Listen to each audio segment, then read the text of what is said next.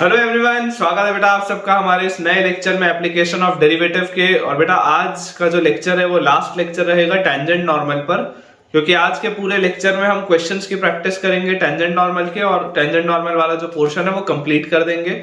मैंने आपको बेटा बताया ही था कि एओडी में हमारे पास बेसिकली तीन अलग अलग पोर्शन है। पहला पोर्शन है टेंजेंट नॉर्मल, दूसरा पोर्शन है मोनोटोनिसिटी, एंड जो थर्ड पोर्शन है that is maxima and minima. तो आज लास्ट लेक्चर रहेगा टेंजेंट नॉर्मल का। सारे कंसेप्ट मैं आपको करा चुका हूं। एक बहुत छोटा सा उसमें एक आर्टिकल बचा हुआ है, वो अभी मैं करा दूंगा, और फिर आज के पूरे लेक्चर में हम सिर्फ सवालों की प्रैक्टिस करेंगे। और उसके बाद बेटा जो हमारा नेक्स्ट लेक्चर होगा उसमें हम स्टार्ट करेंगे विद मोनोटोनिसिटी। तो चलिए स्टार्ट करते हैं बच्चों आज का लेक्चर। लेकिन शुरुआत करने के पहले आप में से जितने भी बच्चों ने अब तक हमारे टेलीग्राम चैनल को बेटा ज्वाइन नहीं किया है, आप जल्दी से जल्दी हमारे टेलीग्राम चैनल से जुड़िए। उसे ज्वाइन करने से आपको दो एडवांटेज होंगे। जो फर्स्ट एडवांटेज है बेटा वो ये है कि कई बार ऐसा होता है कि क्योंकि बेटा मैं मल्टीपल वीडियोस पोस्ट करता हूं सेम डे, तो बच्चों के कुछ लेक्चर्स स्किप हो जाते हैं, मिस हो जाते हैं। तो उस चीज से बचने के लिए हमने टेलीग्राम चैनल बेटा यूज करना है, जिसमें कि मैं एवरी वीडियो के बाद उसका एक क्रिएटिव भी शेयर करता हूं, सो दैट कि आपको जानकारी हो इस बात की कि कौन से दिन कोई नया लेक्चर पोस्ट हुआ है, ताकि आप कभी भी कोई भी लेक्चर मिस ना करें। और जो सेकंड और बच्चों सबसे इंपॉर्टेंट बात है वो ये है कि यहाँ पर तो मैं आपको क्लास में बहुत सारे सवालों की प्रैक्टिस करवा रहा हूँ। मतलब मुझे ऐसा कॉन्फिडेंस है कि शायद ही किसी भी कोचिंग इंस्टीट्यूट में क्लास नोट्स में इतने सवाल होते होंगे। तो मैं तो आपको बेटा बहुत सारे क्वेश्चंस करवा ही रहा हूँ, लेकिन अगर आपको अपना सिलेक्शन इंश्योर करना है तो आपको थोड़े और सवालों की प्रैक्टिस की जरूरत है। और वो बेटा एक्स्ट्रा क्वेश्चंस आपको मिलेंगे आपके अगेन टेलीग्राम चैनल पे। तो जल्दी से उसे ज्वाइन करिए और अपनी पढ़ाई को नेक्स्ट स्टेप पे, नेक्स्ट लेवल पर लेके जाइए। तो चलिए बेटा स्टार्ट करते हैं आज का लेक्चर। और अगर आपको मेरे इन लेक्चर से थोड़ा भी फायदा हो रहा है तो जल्दी से वीडियो को लाइक कर दीजिए। अपने पास बेटा जो एक छोटा सा आर्टिकल बचा हुआ है जो मैंने आपको बताया था, that is approximation and differentials. एकदम छोटा सा टॉपिक है, कई सारे इंस्टीट्यूट्स वाले कराते भी नहीं है।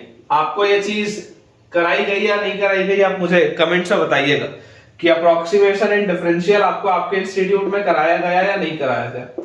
ठीक है, आइडिया होना चाहिए। मुझे ऐसा लगता है कि अप्रोक्सीमेट वैल्यू किसी भी चीज की आप किस तरीके से निकाल सकते हैं।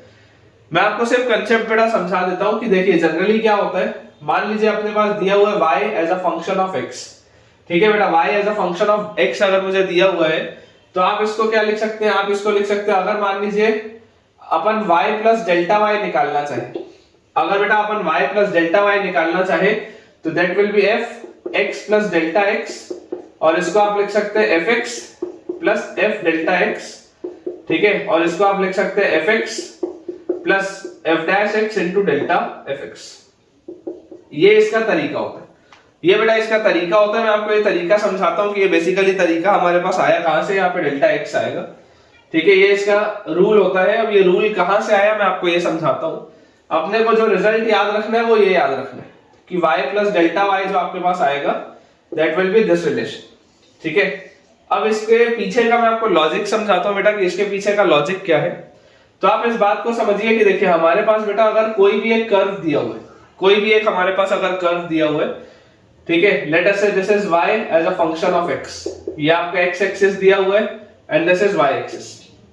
अब बेटा मैं आपको ये बोलता हूं कि अगर आप स्लोप बेटा डालते हैं, टेंजेंट डालते हैं आप इस पॉइंट पे, अगर बच्चों आपने टेंजेंट डालना था इस पॉइंट पे, तो आप क्या बोलते हैं कि let us say this makes an angle theta, let us say this makes an angle theta. तो यार इस पॉइंट पे अगर मैं थोड़ा सा, late us say this point is x, y। ठीक है, इस पॉइंट से बेटा अगर मैं थोड़ा सा आगे बढ़ूं, डेल्टा x बस मैं आगे बढ़ूं, तो y में चेंज क्या आएगा, डेल्टा y चेंज आएगा। अगर मैं सिर्फ डेल्टा x बच्चों आगे बढ़ूं तो जो y में चेंज आएगा वो सिर्फ क्या आएगा, डेल्टा y आएगा चेंज। तो आप यहां से क्या बोल सकते हैं कि tan थीटा जो होगा, अगर ये एंगल थीटा है तो ये छोटा सा एंगल राइट ट्रायंगल में भी तो थीटा होगा, तो tan theta will B delta y by delta x। Correct. और tan थीटा क्या होता है, tan थीटा आपका स्लोप होता है। स्लोप क्या होता है, dy बाय dx होता है। Slope is dy bye dx at x, y, या इसी को आप f डैश x भी बोलते हैं। इसी को आप बच्चों क्या बोलते हैं, f डैश x भी बोलते हैं। तो यहीं से देखो मैंने लिखा हुआ है कि delta y is equal to f dash x into delta x। Delta y is equal to f dash x into delta x, ये जो मैंने लिखा। तो देखो y तो fx के बराबर था, y किसके बराबर था, fx के बराबर था, और ये डेल्टा वाई किसके बराबर है, F dash x delta x के बराबर है। हमको बच्चों सिर्फ ये एज अ रिजल्ट याद होना चाहिए। इसका उपयोग कहाँ आता है मैं आपको समझाता हूँ। इमेजिन करिए, एक सवाल के थ्रू मैं आपको सिखाता हूँ। और आज यार मेरी थोड़ी सी तबीयत खराब है, तो हो सकता है कि मेरी आवाज तुमको आज थोड़ी अलग लग रही हो, तो उसके लिए इग्नोर उस चीज को करेंगे। खैर देखिए बेटा, आपके पास सवाल जो लिखा हुआ है, मान लीजिए अगर मैं आपको बोलता हूँ find the approximate value of, find the approximate value, find the approximate value of. अब ऐसे सवाल आते नहीं है, लेकिन कोर्स में है तो बताना जरूरी है बेटा।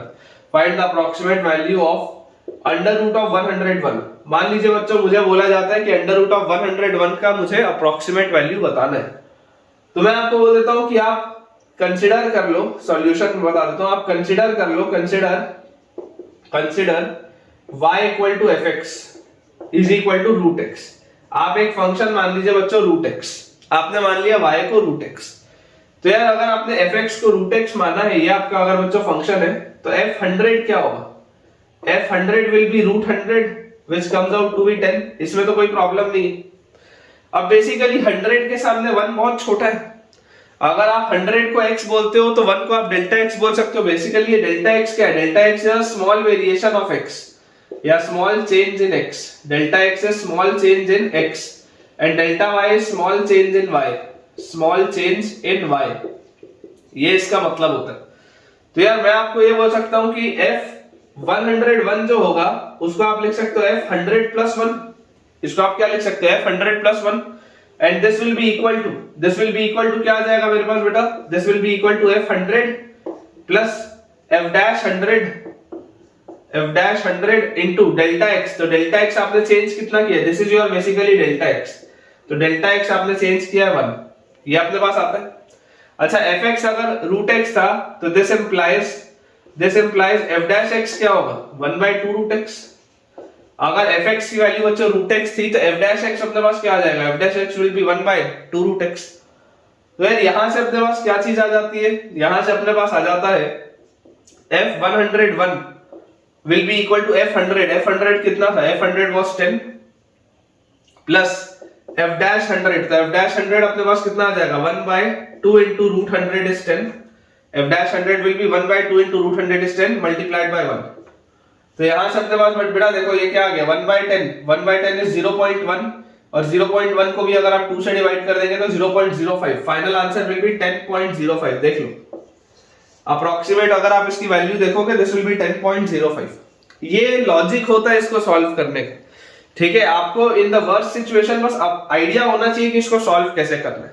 मैं भी आपको 2-3 इस पर बेस्ड क्वेश्चंस और कराता हूं और उसके बाद फिर ये वाला भी अपना टॉपिक कंप्लीट हो जाएगा और फिर इन जनरल पूरे चैप्टर का मैं आपको रिवीजन करा दूंगा विद क्वेश्चन प्रैक्टिस। और उसके बाद फिर अगले लेक्चर से अपन मोनोटोनिसिटी स्टार्ट करेंगे।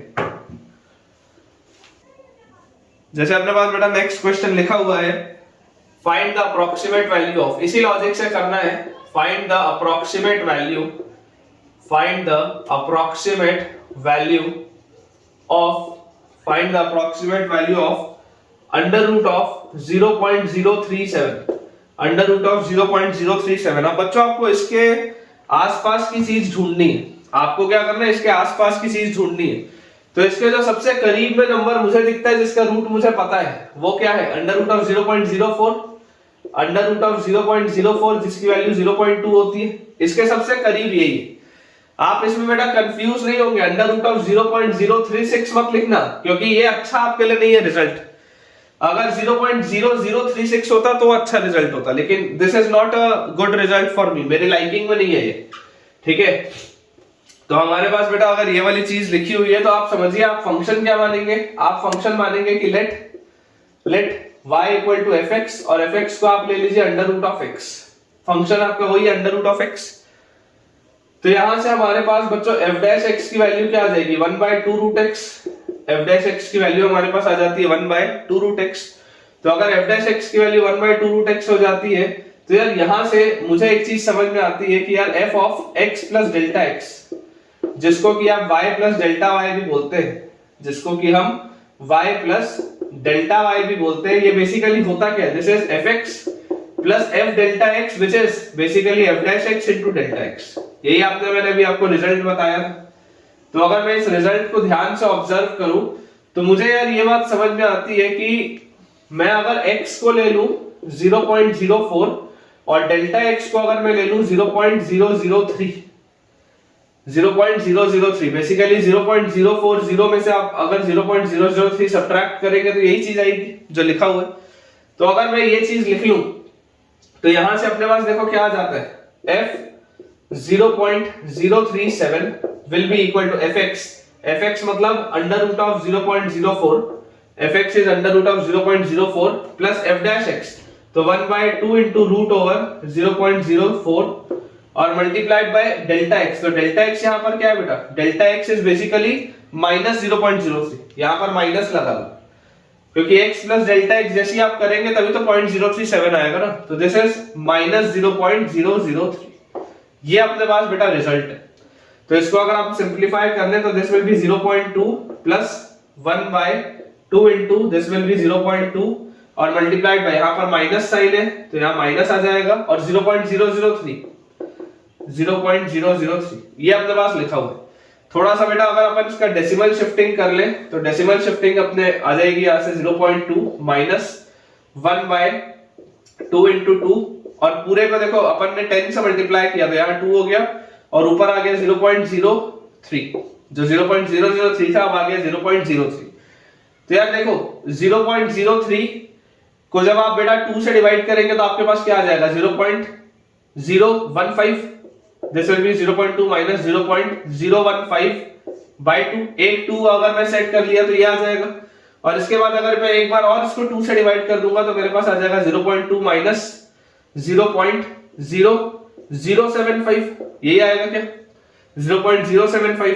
तो यार आप समझो बेटा कि 0.2 में से अगर आप 0.0075 सब्ट्रैक्ट कर दोगे तो क्या 0.1925 आएगा क्या, 0.1925 चेक कर, ये आना चाहिए आपका answer 0.1925, this will be your answer. बिल्कुल सही है बेटा, बिल्कुल करेक्ट तरीके से अपन ने सॉल्व किया। आप अप्रोच समझिए, अप्रोक्सीमेट वैल्यू आप इस तरीके से भी इसकी निकाल सकते हैं। आप अगर कैलकुलेटर में भी देखेंगे तो नियर अबाउट इसकी वैल्यू यही है। एक लास्ट अपन सवाल करते हैं इस टेक्निक पर और उसके बाद फिर बेटा अपन पूरे चैप्टर का रिवीजन स्टार्ट करते हैं। देखिए बेटा क्वेश्चन अपने पास लिखा हुआ है again, approximate value of find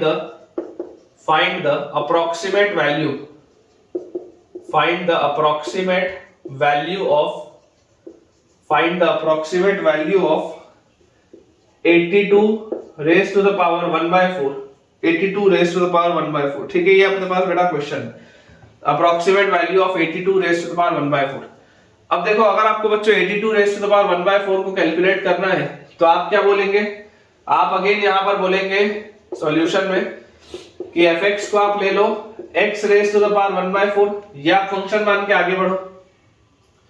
तो आपके लिए फेवरेबल क्या, आपके लिए फेवरेबल 81 है। अगर आप x को 81 रखते हो तो f81 आपके पास कितना आ जाएगा, f81 will be 81 raise to the power 1/4, 81 होता है 3 की पावर 4, तो इसका आंसर आएगा आपके पास 3। ठीक है, तो यार यहां से मैं अगर बोल दूं कि fx plus delta x this will be equal to fx plus f delta x और f डेल्टा x हो जाएगा आपके पास f dash x into delta x, ये आ जाएगा where delta x is 1 and x is 81। Delta x की value 1 है और x की वैल्यू 81 है और f डैश x क्या आएगा बेटा, this implies f dash x अगर आप लिखेंगे तो f dash x will be 1/4 into x raise to power 1/4 minus 1 is minus 3/4, 1/4 minus 1 is minus 3/4। ठीक है, ये अपने पास चीज आ जाती है। तो यार यहां से इसको बेटा आप क्या लिख सकते हो, f82 इज इक्वल टू, यहां से अपने पास देखो क्या आ जाएगा, दिस विल बी fx। तो fx क्या आता है, fx आपके पास आता है f ऑफ 81, f ऑफ 81 हमारे पास आता है 3 प्लस f डैश 81, तो f डैश 81 अगर आप बोलोगे तो this will be 1/4 into 81 raise to the power minus 3/4 into delta x, तो डेल्टा x इज 1। तो अपने पास बच्चों आंसर आता है 3 प्लस 81 को आप लिख सकते हैं 3 की पावर 4, तो 4 और 4 कटेगा, 3 की पावर माइनस 3, 3 की पावर माइनस 3 इज 1/27 और 4 1/108 आएगा बेटा। ठीक है, अब इसको देखो आपको थोड़ा सा सिंप्लीफाई करना पड़ेगा डिवाइड करके कि 1/108 होता कितना है। तो यहां से अगर आप इसको सॉल्व करेंगे ना तो अप्रोक्सीमेटली ये 3.009 आ जाएगा, अप्रोक्सीमेटली ये बच्चों पूरी जो चीज है दिस विल बी 3.009। ठीक है, तो इस तरीके से हम अप्रोक्सीमेट वैल्यूज का इस्तेमाल करते हुए सवालों को बहुत आसानी से सॉल्व कर सकते हैं। तो चलिए बेटा अब अपन ये वाला भी जो अपना टॉपिक था this was the last topic इस चैप्टर का कंप्लीट हो चुका है। अब आज के पूरे लेक्चर में हम डे 1 से लेकर अभी तक जो भी पढ़े उसको जल्दी से रिवाइज करते हैं विद क्वेश्चंस, और उसके बाद फिर आज का लेक्चर अपन एंड करेंगे।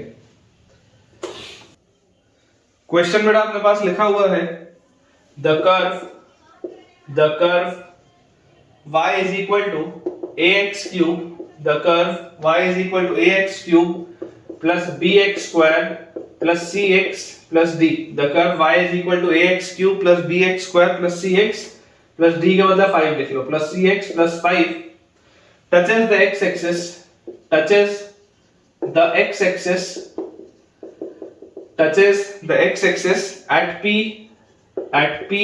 minus 2 comma 0, touches the x axis at p minus 2 comma 0 and cuts the y axis and cuts the y axis and cuts the y axis at a point q, at a point q, cuts the y axis at a point q where its slope is 3, where its slope is 3। बोल रहा है बेटा question find a b and c, find a b c, इसकी आपको बच्चों value बतानी है। देखिए अप्रोच समझिए क्या लिखा जा रहा है, the curve y is equal to ax cube plus bx square plus cx plus 5, एक क्यूबिक दिया हुआ है, touches the x axis at -2,0। अब यार अगर ये x एक्सिस को -2,0 पर टच करता है मतलब -2,0 उसको सेटिस्फाई करेगा, तो P satisfies the curve, P satisfies the curve। सबसे पहली बात तो ये है कि अगर उसको यहाँ पर ये टच कर रहा है तो -2,0 उसको सेटिस्फाई करेगा, तो जैसे ही आप -2 रखेंगे तो 0 will be equal to -8a, फिर -2 रखोगे तो +4b, -2 रखोगे तो -2c और +5। ये अपने पास एक रिलेशन आता है सबसे पहला, a b और c में ये आ गया पहला रिलेशन। अब इसके बाद बोला जा रहा है कि यार अगर ये इसको टच कर रहा था, अगर बेटा ये इसको टच कर रहा था तो इस पॉइंट पे इसका स्लोप क्या होगा, 0 होगा। अगर x एक्सिस को ये टच कर रहा है किसी पॉइंट पे तो उस पॉइंट पे उसका स्लोप क्या आ जाएगा, 0 आ जाएगा क्योंकि टच हो रहा है। तो अपन ये बोल सकते हैं कि slope eight p will be 0, slope eight p will be 0। Basically आप समझिए बेटा अगर आपके पास इस तरीके का कोई कर्व है, ऐसा क्यूबिक है, अगर बच्चों आपके पास कुछ इस तरीके का कर्व है तो इस पॉइंट पे बेसिकली आपको स्लोप क्या मिल रहा है, इस पॉइंट पे आपको स्लोप 0 मिल रहा है। तो यार -2,0 पे अगर आप स्लोप की बेटा बात करेंगे तो dy by dx क्या आएगा, dy by dx अगर आप निकालेंगे तो dy by dx will be 3ax square plus 2bx plus c, और ये dy by dx आपको किस पे निकालना है, at -2,0, at -2,0। तो जैसे आप -2 यहां पर रखेंगे तो -2 का स्क्वायर मतलब 4 into 3 12a, फिर -2 रखेंगे तो -4b और प्लस c, इसकी वैल्यू भी बच्चों 0 आएगी आपके पास। स्लोप जो है dy by dx स्लोप जो है वो 0 है, तो ये एक रिलेशन और आ गया। फिर लिखा हुआ है and cuts the y axis at point q, ये जो कर्व है वो y एक्सिस को पॉइंट q पे कट कर रहा है, तो आप बोल सकते हैं कि at q x will be equal to 0 क्योंकि y एक्सिस है ना। क्या लिखा हुआ है, कट्स द y एक्सिस को अगर बेटा कोई पॉइंट आपका कट कर रहा है, y एक्सिस को मान लो बच्चों अगर आपका कोई पॉइंट कट कर रहा है, ये मैं हाइपोथेटिकल अभी सिर्फ ग्राफ बना रहा हूं, अगर y एक्सिस को बच्चों आपका कोई पॉइंट कट कर रहा है इसका मतलब यहाँ पर x कोऑर्डिनेट क्या होगा, 0। तो जैसे आप x की वैल्यू 0 रखेंगे तो 0 0 0, तो आपके पास क्या आ जाएगा, y will be equal to 5 आ जाएगा। तो आपके पास q के कोऑर्डिनेट्स क्या आ गए, 0,5, q के आपके पास कोऑर्डिनेट्स आ गए 0,5, ये बात भी बिल्कुल सही है, ठीक है। तो आपके पास बोला जा रहा है वेयर इट्स स्लोप इज 3। अब इसका जो स्लोप है इस पॉइंट पे बेटा इसका जो स्लोप है वो 3, तो ये 0,5 पे इसका slope is 3, at 0,5 slope is 3।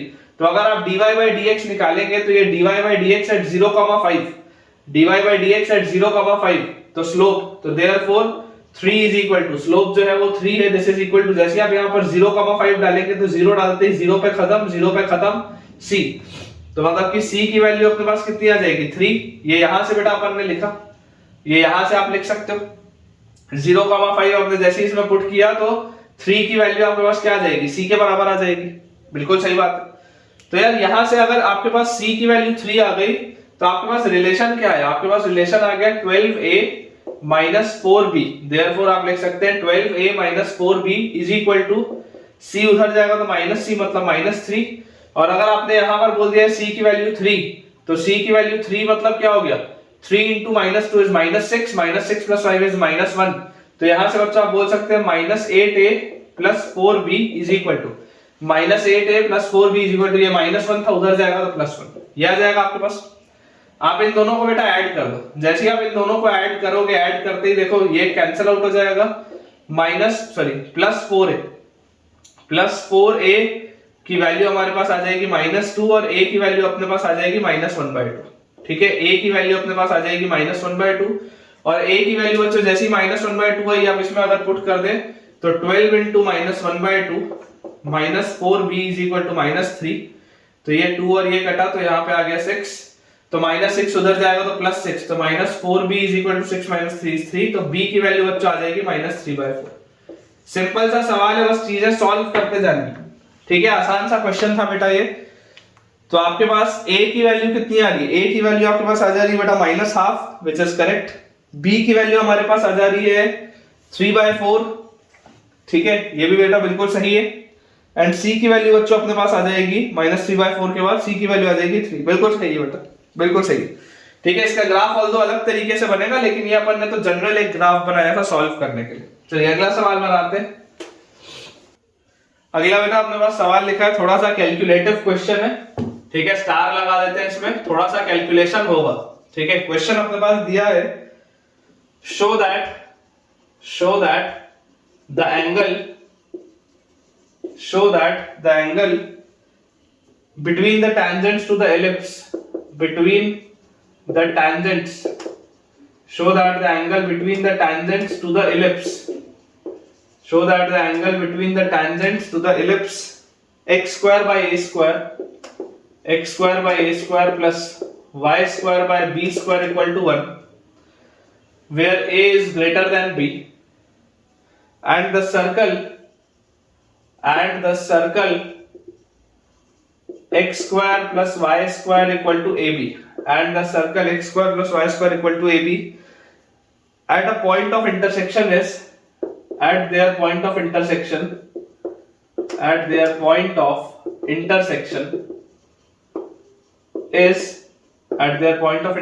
is tan inverse a minus b upon root ab, tan inverse a minus b upon root ab। ये बेटा अपने पास क्वेश्चन दिया हुआ है, देखिए इसको अपन सॉल्व करते हैं। तो यहां से बेटा देखिए, जैसे आप देखेंगे ध्यान से, लिखा हुआ है आपके पास एंगल आपको प्रूव करना है between the tangents at the point of intersection. तो सबसे पहले तो आपको पॉइंट ऑफ इंटरसेक्शन निकालना जरूरी है। ठीक है, इसका मुझे ऐसा लगता है कि अगर आप इन जनरल देखें तो इसके 4 पॉइंट ऑफ इंटरसेक्शन आने चाहिए। कि अगर ये आपके पास इस तरीके से एलिप्स आ जाए, ठीक है, तो ये एलिप्स के लिए आपको दिख जाएगा कि एक एलिप्स है, एक सर्कल है, तो आपके पास बेटा 4 पॉइंट ऑफ इंटरसेक्शन आने चाहिए। ठीक है, पॉइंट ऑफ इंटरसेक्शन जो टोटल आने चाहिए वो 4 होने चाहिए। और हमको ये बात भी से बच्चों समझ में आती है कि यार क्योंकि आपका फिगर आइडेंटिकल होगा, आपका बेटा फिगर आइडेंटिकल होगा तो आप किसी भी पॉइंट ऑफ इंटरसेक्शन में बात निकाले आएगा वही। ठीक है ना, फिगर क्योंकि आइडेंटिकल होगा तो आप किसी भी पॉइंट ऑफ इंटरसेक्शन में इसको सॉल्व कर सकते हैं। तो इक्वेशन अपने पास बेटा दिया है x square by a square plus y square by b square equal to 1, ये लिखा हुआ है। और अगला इक्वेशन लिखा हुआ है x square plus y square equal to ab। Imagine करिए यहां से अगर आप लिख लें y स्क्वायर की वैल्यू को ab माइनस x स्क्वायर और इसको उठा के डाल दे पहले इक्वेशन में सब्स्टिट्यूशन मेथड से, तो यहां से अपने पास बच्चों आ जाता है x square by a square, या इसमें भी आप एलसीएम ले लो डायरेक्टली, कोई दिक्कत नहीं है। तो b square x square plus a square y square और y स्क्वायर की जगह ab minus x square is equal to a square b square, ऐसा आप इसको लिख सकते हो। ठीक है ना, देखो b square x square plus a square y square, तो a स्क्वायर y स्क्वायर की जगह ab minus x square is equal to a square b square उधर से, ऐसे हम इसको लिख सकते हैं। तो यार यहां से अगर मैं इसको सिंपलीफाई कर लूं बच्चों, तो मेरे पास x स्क्वायर के साथ क्या लिखा हुआ है, x स्क्वायर के साथ मेरे पास लिखा हुआ है b स्क्वायर, और यहां पर x स्क्वायर के साथ लिखा हुआ है माइनस a स्क्वायर। और कांस्टेंट में मेरे पास लिखा हुआ बच्चों यहाँ पे अगर आप देखेंगे तो a square into a b, ठीक है, तो plus a square into a b और माइनस ए स्क्वायर बी स्क्वायर, माइनस ए स्क्वायर बी स्क्वायर, ठीक है, ये अपने पास चीज लिखी हुई है, दिस इज इक्वल टू 0, ये लिखा है अपने पास। अब यार यहां से क्या क्या कॉमन निकलता है, सबसे पहले बेटा आपको वो देखना पड़ेगा कि जो कॉमन निकलता है आप उसको कॉमन लें और थोड़ा सा इसको सिंप्लीफाई करें। तो हमारे पास आ जाएगा x square into B square minus A square is B minus A into B plus A, और ये दोनों में से मुझे दिखाई देता है, देखो ए स्क्वायर दोनों में है और ए स्क्वायर के अलावा बी भी दोनों में है, तो ए स्क्वायर बी अगर आप बाहर निकाल लें तो अंदर आपके पास बचेगा यहाँ पर ए, और ए स्क्वायर बी निकाला तो minus b, this is equal to 0। तो बेटा क्लियरली मुझे दिखाई देता है कि यहां से देखो आपको दिया हुआ है ए इज ग्रेटर देन बी, ए और बी दोनों सेम नहीं है, तो ये b माइनस ए को इस a माइनस बी से आप कट कर सकते हैं, और यहां पर आप एक -1 का फैक्टर लगा सकते हैं, क्योंकि ये b माइनस ए था, ये a माइनस बी था, कॉमन लेके आप हटा सकते हो, क्योंकि अगर ये दोनों इक्वल होते तो वैसा तो दिया नहीं है, दोनों अनइक्वल दिए हुए, तो आप कॉमन लेके इसको हटा सकते हो। तो यहां से अपने पास बच्चों आ जाएगा x square will be equal to, ये उधर जाएगा तो a square b upon a plus b, ये आएगा अपने पास एक्स स्क्वायर का value. The value of x square will be a square b divided by a plus b, ठीक है, ये वैल्यू आ जाती है। अब अगर बेटा x स्क्वायर की ये वैल्यू आती है तो यहां से आपके पास x की वैल्यू क्या आ जाएगी, x will be plus minus root over a square b upon a plus b, ये आ जाता है x की वैल्यू। अच्छा y स्क्वायर क्या आएगा, y square will be ab minus x square, तो ab minus x square is a square b upon a plus b, ये आ रहा है। तो यहां से y स्क्वायर विल बी ab इससे मल्टीप्लाई होगा तो a स्क्वायर b, फिर ab इससे मल्टीप्लाई होगा तो plus ab square minus a square b divided by a plus b, तो ये a स्क्वायर b और माइनस a स्क्वायर b तो कट गया। तो यहां से बच्चों y की वैल्यू आपके पास आ जाएगी plus minus root over ab square upon a plus b, ठीक है, ये आपके पास आती है x की वैल्यू, ये आपके पास आती है बच्चों y की वैल्यू। जैसा मैंने आपको पहले ही बोला था कि आपके पास टोटल 4 कोऑर्डिनेट्स आएंगे, तो जब आप x को एक बार पॉजिटिव लोगे तो y can be positive and negative both, फिर जब आप x को नेगेटिव लोगे तो y can be positive and negative both, ठीक है। तो आपके पास टोटल 4 पॉइंट ऑफ कोऑर्डिनेट्स आ जाएंगे।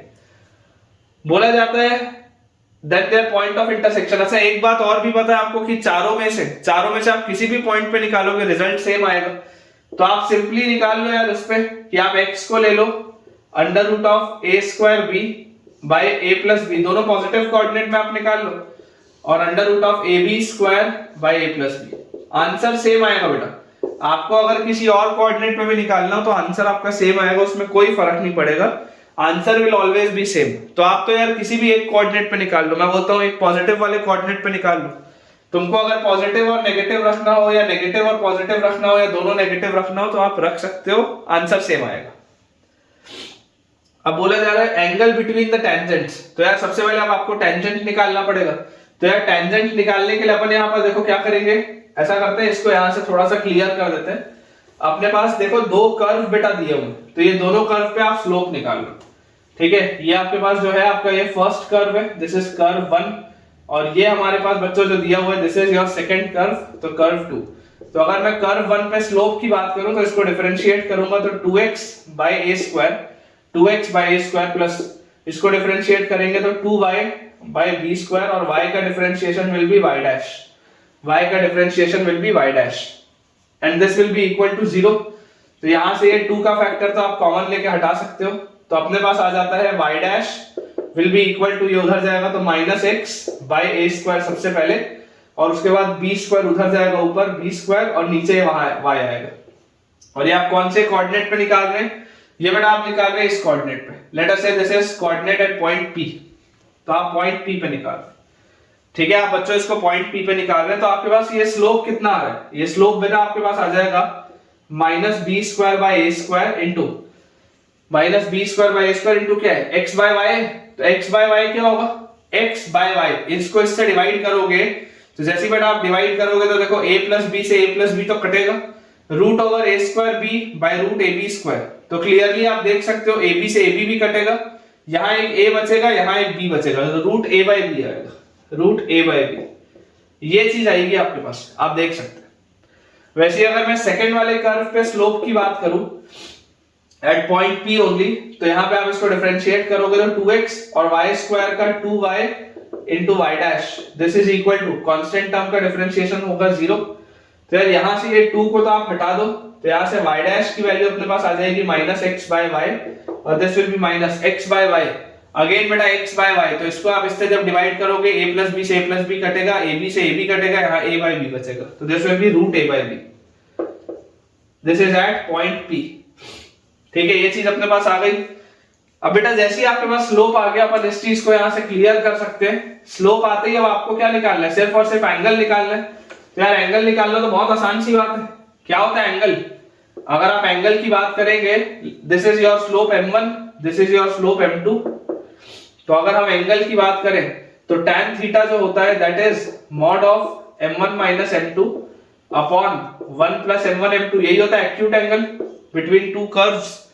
तो यहां से आपके पास क्या आ जाएगा, tan theta will be equal to mod of m1 is minus b square by a square into root a by b into root a by b minus m2, तो माइनस m2 मतलब plus root a by b divided bye 1 plus m1 m2, दोनों का product. जैसे आप इन दोनों को बेटा multiply करेंगे, माइनस और minus balance, b square by a square आ जाएगा, यहाँ पे b square by a square और multiplied by root a by b into root a by b, कितना आ जाएगा a बाय b मॉड, ये लिखा है। तो tan theta will be equal to mod of under root of a by b, under root of a by b, और अंदर अपने पास क्या आ गया 1 minus b square by a square, 1 minus B square by A square. देख लो under root of A by B बाहर, तो 1 minus B square by A square, और नीचे ये एक b से एक b कटा, ये एक a से एक a कट गया, तो यहाँ पे बेटा आपके पास आ जाएगा a plus B by A, a plus B by A, ये आ रहा अपने पास मॉड में। इधर भी अगर आप एलसीएम लेंगे तो this will be a square minus B square by A square, a square minus B square by A square, ये अपने पास है। इस a से इस a को आप काट सकते हैं, और उसके बाद हमारे पास ये a square minus B square जो लिखा हुआ है, तो इस a square minus B square को देखो आप क्या लिख सकते थे, इसको आप लिख सकते थे a minus B into A plus B. Clearly मुझको दिख रहा है a प्लस बी से a प्लस बी भी कटेगा, और यार जो आना था देखो आगे, ये रूट a से ये a कटेगा, तो यहाँ पर रूट a आएगा, तो ये क्या आ रहा है mod of a minus B upon root A B, ये आ रहा है अपने पास। और हमें बेटा क्या चीज पता है, हमें ये पता है कि a is greater than b, तो if a is greater than b तो मॉड लगाने की जरूरत नहीं है, बिकॉज ये पूरी चीज पॉजिटिव ही होगी। तो थीटा यहां से अपने पास कितना आ गया, theta is tan inverse a minus b upon root A B, tan inverse a minus b upon root A B, वही लिखा हुआ देख लो, tan inverse a minus b upon root A B. तो अच्छा सवाल था बेटा, ये कैलकुलेशन था इसमें, लेकिन अगर आपने ये सवाल एकदम सही बना लिया एक बार में, इसका मतलब आपका कंसेप्ट एकदम क्लियर है, और आप कोई भी सवाल बेटा टेंजेंट नॉर्मल का आराम से बना सकते हैं। नेक्स्ट बेटा अपने पास क्वेश्चन लिखे हैं, again a very good question बेटा, स्टार लगा लेंगे। Tangent at point P1, tangent at point P1, tangent at point P1 other than 0,0, other than 0,0, tangent at point P1 other than 0,0 on the curve tangent at point P1 on the curve y equal to x cube, on the curve y equal to x cube meets the curve again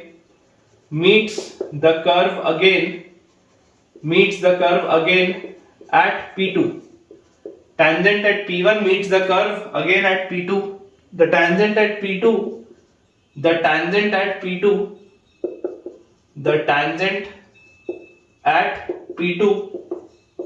meets the curve again at P3, meets the curve again at P3. ठीक है, tangent at P2 meets the curve again at P3 and so on. इस तरीके से बेटा ये कहानी आगे बढ़ते जाएगी। show that the abscissa of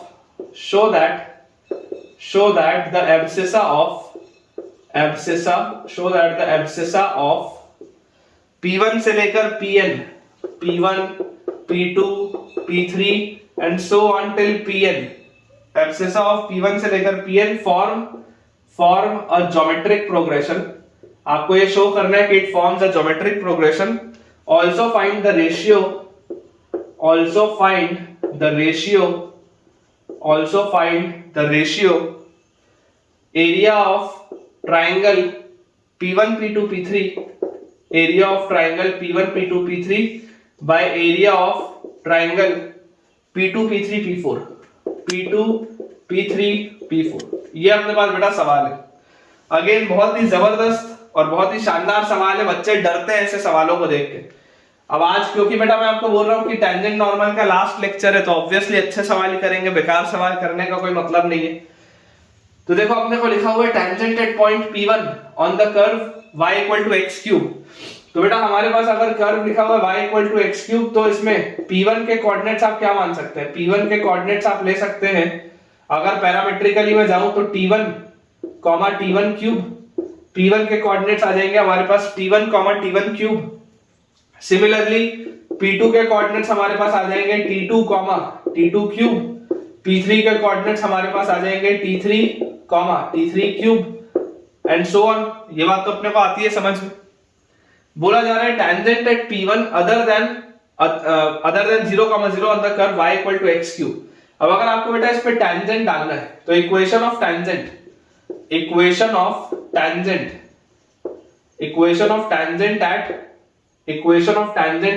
point P1, equation of tangent at point P1। तो बच्चों अगर मैं P1 वाले पॉइंट पर टेंजेंट का इक्वेशन लिखूं तो आपको क्या चाहिए? उसके लिए स्लोप चाहिए।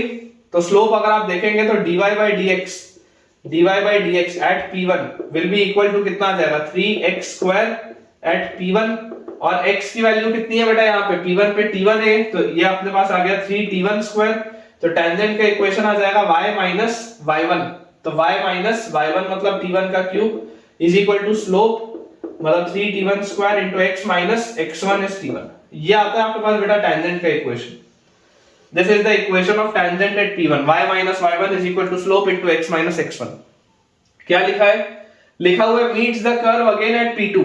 अब बेटा ये जो टेंजेंट है this meets P2, this meets P2, this meets P2। तो अगर बच्चों ये P2 को मीट करता है तो this implies what? This implies P2 satisfies the tangent, P2 satisfies the equation of tangent। ये बात आती है समझ कि अगर ये वाला टेंजेंट लाइन P2 को मिलता है जाके इस कर्व में तो P2 इसको सेटिस्फाई करेगा।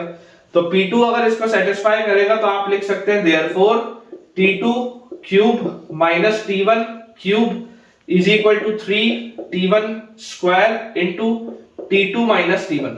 ये अपने पास चीज आ जाएगी, ठीक है। इसको बेटा सिंपलीफाई कर लो तो a cube minus b cube is a minus b into a square plus ab plus b square, a square plus ab plus b square and this is equal to 3T1 square into T2 minus T1। तो ये T2 minus T1 और ये वाला T2 minus T1 balance out हो जाएगा। और यहां से बेटा अगर आप देखेंगे, क्योंकि देखो यहां पे आप लिख सकते हो as T2 is not equal to T1। आपको ये बात पता है ना कि आप पैरामेट्रिक कोऑर्डिनेट्स मान रहे हो, मतलब ऑब्वियसली आप अलग-अलग कोऑर्डिनेट्स मान रहे हो, तो ये सब अलग-अलग है। तो T2 is not equal to T1, तो यहां से अपने पास ये रिलेशन आ गया। और जैसे ही बच्चों यहां से अपने पास ये रिलेशन आया तो यार यहां से देखो मैं क्या बोल सकता हूं, यहां से बेटा मैं बोल सकता हूं कि T2 का स्क्वायर और प्लस T1 T2 का स्क्वायर प्लस T1 T2 और माइनस 2T1 का square is equal to 0, minus 2T1 का स्क्वायर इज इक्वल टू 0। तो यार यहां से मेरे पास आ जाएगा दिस इंप्लाइज, अगर मैं पूरे को T1 स्क्वायर से डिवाइड कर दूं, अगर मैं इस पूरे को बच्चों T1 स्क्वायर से डिवाइड कर दूं तो मेरे पास ये आ जाएगा। और यहां से आप इसको लिख सकते हो कि T2 by T1 minus 2 into T2 by T1 plus 1 is equal to 0। तो यहां से आ जाएगा T2 by T1 का होल स्क्वायर, फिर माइनस 2 T2 by T1 और प्लस 1 T2 by T1। थोड़ा सा गलत लिख दिया, यहां पर प्लस 2 करो और यहां पर माइनस 1 करो। तो T2 by T1 का whole square plus 2 T2 by T1 minus T2 by T1, तो ये आ गया और माइनस 2, बिल्कुल सही। तो यहां से बेटा आप देखिए T2 की वैल्यू आ जाएगी या तो माइनस 2 T1 के बराबर या आपके पास आ जाएगी T2 की वैल्यू T1 के बराबर। ये तो पॉसिबल नहीं, ये वाली चीज तो पॉसिबल नहीं है। T2 और T1 तो देखो सेम हो नहीं सकते, ठीक है ना, T2 और T1 बेटा सेम हो नहीं सकते, इसलिए आपके पास क्या आ जाएगा, T2 will be equal to -2T1, ये आपके पास रिलेशन आ जाएगा। अब जैसे ही बेटा ये मेरे पास रिलेशन आया, तो आपको जो पैटर्न समझना है, पैटर्न क्या है कि जब मैं इसको पूरे को सॉल्व किया, मैंने बेटा जब इसको पूरे को सॉल्व किया तो पूरे को सॉल्व करके ये मेरे पास रिलेशन आया। ये अभी मैंने सॉल्व किया था किसको, P1 और P2 को। ये वाली बेटा चीज जो हमने सॉल्व की थी, ये सॉल्व की थी P1 और P2 को। अब यही अगर बेटा मैं सॉल्व करता P2 और P3 को, सिमिलरली अब मैं बोल सकता हूं सिमिलरली अगर यही वाली चीज को मैं सॉल्व करता P2 और P3 को, तो similarly on solving with P2 and P3, अभी हमने किसके साथ सॉल्व किया, P1 और P2 के साथ सॉल्व किया।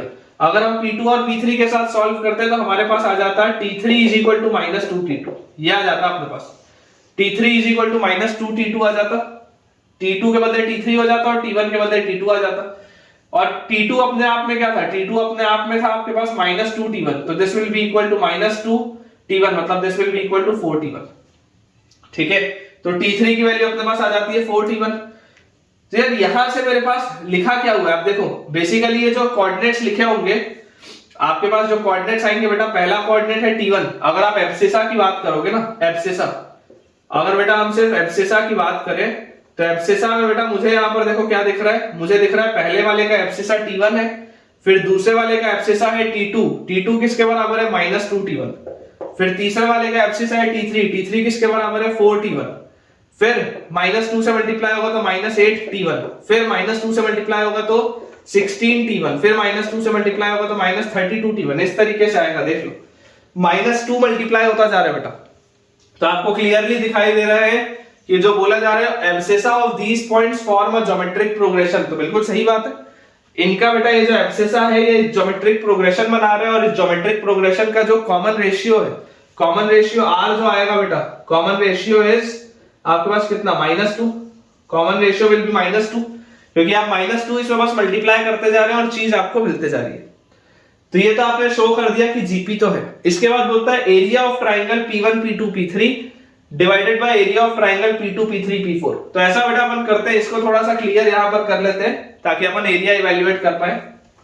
तो देखिए बेटा area of triangle P1 P2 P3 क्या होगा, area of triangle P1 P2 P3, तो area of triangle P1 P2 P3 होगा half into modulus of determinant of T1 cube 1, फिर T2 क्यूब 1, फिर T3 क्यूब 1, यही आना चाहिए P1 P2 P3 का एरिया।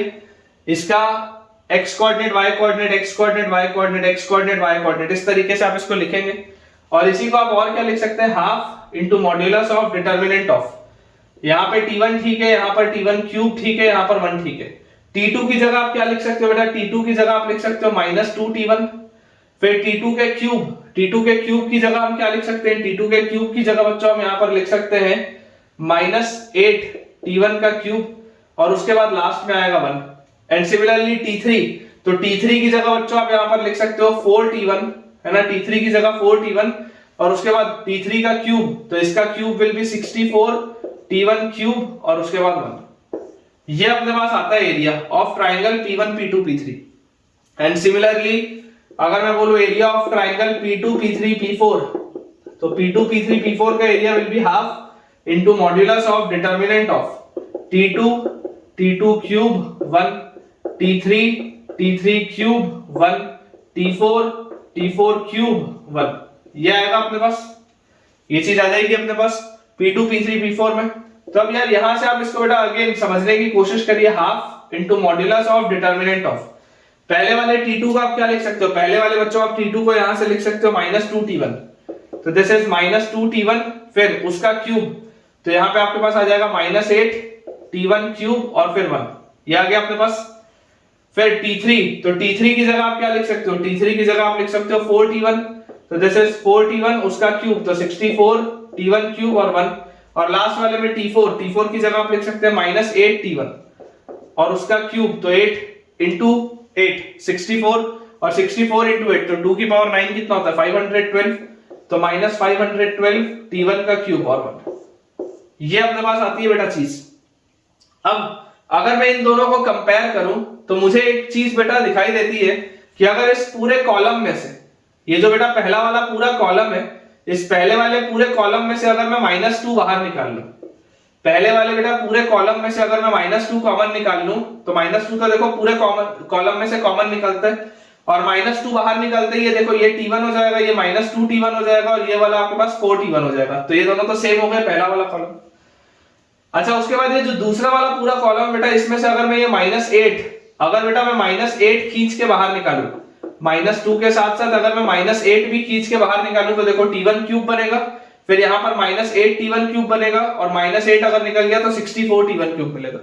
तो ये आपके पास आ जाएगा, this will be equal to half into modulus of determinant of T1 cube 1 -2 T1 -8 T1 cube 1, उसके बाद 4 T1, और आपके पास यहाँ पे आ जाएगा 64 T1 क्यूब और 1। ये अपने पास आएगा बेटा, देख लो। -2 आपने इस पूरे में से कॉमन लिया, ये पहले वाली पूरे कॉलम में से -2 बाहर निकाल लिया, और दूसरे वाले पूरे कॉलम में से -8 बाहर निकाल लिया। और जैसे बेटा आप इन दोनों को डिवाइड करोगे, ठीक है, इन दोनों को बेटा आप जैसे ही डिवाइड करोगे, तो डिवाइड करते ही आपको देखो क्या दिखेगा, ये हाफ और ये पूरी चीज और हाफ और ये पूरी चीज कटेगी, और फाइनली आपके पास आंसर आएगा 1/16। फाइनली बेटा जो आपके पास आंसर आएगा इनके एरियाज के रेशियो का, दैट विल बी 1/16। देख लीजिए इसका जो आंसर आएगा, also find the ratio of P1 P2 P3 by P2 P3 P4, that will be 1/16। ठीक है, बहुत ही जबरदस्त सवाल है बेटा, ये बहुत ही जबरदस्त सवाल, और बिल्कुल सही इसका आंसर अपन ने निकाला है। तो अगर आपको ये चीज अच्छी लगी हो तो कमेंट्स में एक थम्स अप, और ये कंसेप्ट आपको आता था या नहीं आता था मुझे जरूर आप बताइए। चलिए अगला सवाल देखते हैं बेटा, अपने पास लिखा हुआ है, if the sum of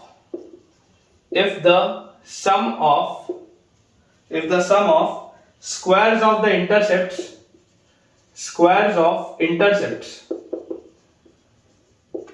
if the sum of the squares of intercepts on the axis cut off by tangent to the curve, cut off by tangent to the curve x raised to the power 1/3 plus y raised to the power 1/3 is equal to a raised to the power 1/3. If the sum of the squares of the intercepts on the axis cut off by the tangent to the curve a greater than 0 at a by 8 comma a by 8 is 2,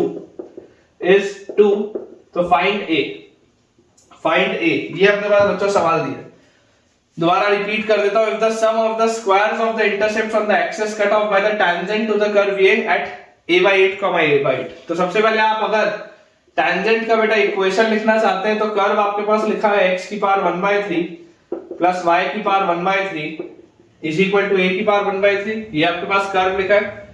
तो यार इसमें slope क्या होगा, dy by dx अगर आप निकालोगे, dy by dx at a by 8 comma a by 8, dy by dx at a by 8 comma a by 8, तो यार स्लोप अगर बेटा मुझे निकालना है तो मैं यहां से लिखूंगा, इसको जैसे आप डिफरेंशिएट करोगे तो 1/3 into x की पावर 1/3 minus 1 मतलब -2/3 प्लस 1/3 into y की पावर -2/3 और y dash, and this is equal to 0। ये चीज आ जाएगी अपने पास। यार यहां से 1/3 और 1/3 तो गया, तो y डैश की वैल्यू कितनी आती है, y डैश की वैल्यू आती है -x raised to the power -2/3 upon y raised to the power -2/3 at a by 8 comma a by 8, तो जैसे आप बच्चों a by 8 और a by 8 डालोगे, यार ये तो -1 आ रहा है, इसका स्लोप हमारे पास कितना आ जा रहा है बेटा, इसका स्लोप हमारे पास आ जा रहा है -1 मतलब इसका एंगल ऑफ इंक्लिनेशन कितना होगा, 135 डिग्री। तो यहां से आपके पास इक्वेशन ऑफ टेंजेंट क्या आएगा, इक्वेशन ऑफ टेंजेंट बच्चों अपने पास आ जाएगा y minus y1 is equal to slope into x minus x1। ये अपने पास आएगा बेटा, equation of tangent will be y minus y1 is equal to slope into x minus x1। थोड़ा सा इसको अगर अपन सिंपलीफाई करें तो this will be equal to y is equal to -x, y is equal to -x, और ये plus a by 8 और plus a by 8, तो प्लस a by 4। दिस ये अपने पास बच्चों टेंजेंट का इक्वेशन है। अब अगर आपको इंटरसेप्ट की बात करनी है तो x इंटरसेप्ट अगर आपको निकालना है तो x इंटरसेप्ट निकालने के लिए y 0 होगा। तो अगर x इंटरसेप्ट निकालने के लिए बच्चों y की वैल्यू 0 होगी तो x इंटरसेप्ट आपके पास आ जाएगा a/4। और अगर मुझे निकालना है y इंटरसेप्ट तो y इंटरसेप्ट को निकालने के लिए x 0 होगा और x को 0 रखते ही y की वैल्यू आ जाएगी a/4। तो क्वेश्चन लिखा है sum of the squares of the intercepts. Sum of the squares of the intercepts मतलब कि a/4 का स्क्वायर प्लस a/4 का square, sum of the squares of the intercepts is 2। इसकी वैल्यू बच्चों आपको 2 दी हुई है। If the sum of the squares of the intercepts on the axis cut off by the tangent is 2 तो find a। तो यार यहां से आपके पास आ गया ट्वाइस ऑफ a/4 का square is equal to 2। Twice of a/4 का स्क्वायर इज इक्वल टू 2 तो ये 2 से 2 गया।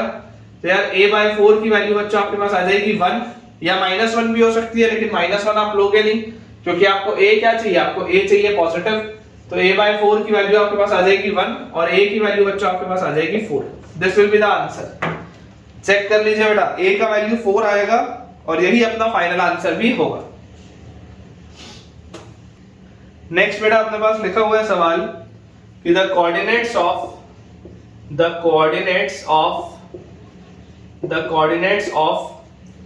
the feet of the normal, coordinates of the feet of the normal, the coordinates of the feet of the normal drawn from the point,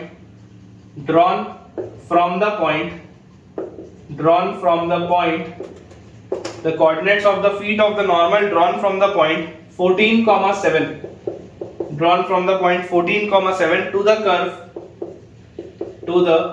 curve और अपने पास बच्चों curve का equation लिखा हुआ है y square minus 16x minus 8y is equal to 0 to the curve ये r dash. ये अपने पास बेटा सवाल, आपको कोऑर्डिनेट्स बताने हैं of the feet of the normal drawn from the point 14,7 to this curve. तो देखिए बेटा आसान सा सवाल है, आप अपने बेटा बेसिक्स बस स्ट्रांग रखिए, आप अपने सिर्फ बेसिक्स को अच्छे से समझ के रखिए। लिखा है coordinates of the fit of the normal drawn from the point 14,7 to the curve ये। अब ये एक पैराबोलिक कर्व है, ठीक है। मैं आपको चाहूं तो इसको पैराबोला के कंसेप्ट से भी सिखा सकता हूं, लेकिन अपन बेटा इसको नॉर्मल समझने की कोशिश करते हैं कि let the coordinates of the fit of the normal, let the coordinates of the fit of the normal be x0 y0, normal be x0 y0। आप इसके बच्चों कोऑर्डिनेट्स को मान लीजिए फिट ऑफ द नॉर्मल के x0 y0। अब अगर हम इसको x0 y0 मान लेते हैं इसके फिट ऑफ द नॉर्मल के कोऑर्डिनेट्स को, तो ये बात तो समझ में आती है कि x0 y0 उसको सेटिस्फाई करेगा। पहली बात ये एकदम क्लियर है। तो यहां से अपने पास आ गया देयरफॉर y0 का square minus 16x0 minus 8y0 will be equal to 0। ये आ गया पहला रिलेशन जो समझ में आता है कि y0 का square minus 16x0 minus 8y0 is equal to 0। अब आपने बेटा देखो क्या इसमें करना है कि आपके पास एक ऐसा कर्व है, ठीक है, आपके पास एक कर्व है, उस पे आपने एक नॉर्मल बेटा डाला, आपने बेटा वहां से एक नॉर्मल डाला फ्रॉम द पॉइंट 14,7, आपने 14,7 से इस पर एक नॉर्मल डाला। क्या बोल रहा है, coordinates of the fit of the normal, ये जो है आपके पास late us say this is x0 y0 और आपने इस पे 14,7 से नॉर्मल डाल दिया यहां पर इस पॉइंट पे। तो ये बात तो एक तो समझ में आती है कि x0 y0 इसको सेटिस्फाई करेगा, इसमें तो कोई डाउट नहीं है। लेकिन इसके अलावा बेटा और क्या होगा, तो और ये होगा कि आप इसमें स्लोप निकालो। आप अगर इसको डिफरेंशिएट करके बेटा स्लोप निकालोगे तो स्लोप ऑफ टेंजेंट क्या होता है, slope of tangent at x0 y0। x0 y0 पर बच्चों टेंजेंट का स्लोप आपके पास कितना आता, तो आप इसको अगर डिफरेंशिएट करते तो 2y y dash minus 16 minus 8y dash is equal to 0 आपके पास आता। तो यार ये पूरे में से सबसे पहले तो आप 2 का फैक्टर काटो, ठीक है, तो यहां से आपके पास आ जाता y dash minus 4y dash is equal to 8 और y डैश की वैल्यू आती 8/y माइनस 4 और ये आप निकाल रहे थे x0 y0 पे, तो आपके पास बच्चों ये आ जाता 8/y0 माइनस 4। ये आपके पास आता स्लोप ऑफ टेंजेंट। और स्लोप ऑफ नॉर्मल क्या है, what is the slope of normal, तो यार यहां से मुझे एक बात समझ में आती है कि स्लोप ऑफ नॉर्मल अगर मैं देखूंगा तो 2 पॉइंट फॉर्म लगा लूं तो y0 minus 7 upon x0 minus 14। है ना, ये आपके पास आ जाएगा स्लोप ऑफ नॉर्मल। तो यहां से आप ये भी तो बोल सकते हो कि यार टेंजेंट और नॉर्मल एक दूसरे के -1 टाइम्स होते हैं, दोनों का प्रोडक्ट।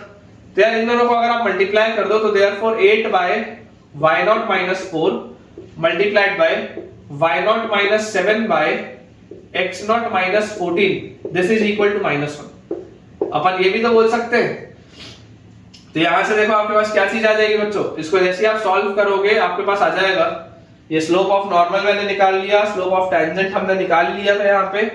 तो यहां से अपने पास आ जाता है 8y0, ठीक है 8y0। या अपन ऐसा करते हैं कि यहां से अपन पहले निकाल लेते हैं x0 को y0 के टर्म्स में। तो यहां पर आप लिख लो therefore 16x0 is equal to y0 का स्क्वायर माइनस 8y0, ठीक है 16x0 is equal to y0 का स्क्वायर माइनस 8y0। और x0 को आप लिख लो ऐसा y0 का स्क्वायर माइनस 8y0 बाय 16, आप इसको ऐसा लिख लो। तो इसको अगर आप बेटा यहां पे पुट कर दोगे तो therefore 8 by y0 - 4 multiplied by y0 - 7 upon x0 की जगह आप लिख सकते हैं यहां पे y0 का स्क्वायर माइनस 8y0 और डिवाइडेड बाय, और यहां पर बेटा आपके पास आ जाएगा डिवाइडेड बाय 16, ठीक है, और minus 14 this is equal to -1। यही चीज आएगी अपने पास, देख लो आप ध्यान से। ये x0 की जगह मैंने लिख दिया y0 का स्क्वायर माइनस 8y0 बाय 16 और माइनस 14 वैसे का वैसे ही।